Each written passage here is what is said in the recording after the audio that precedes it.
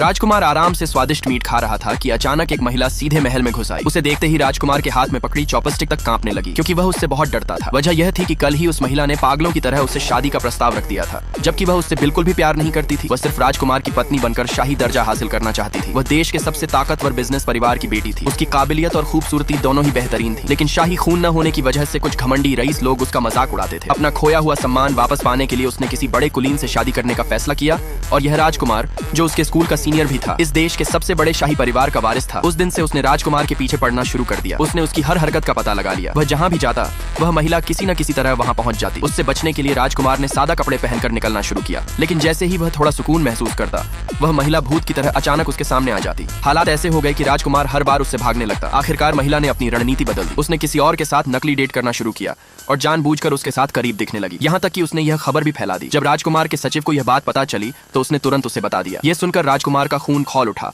और उसे एहसास हुआ कि वह अनजाने में ही उस महिला की परवाह करने लगा है।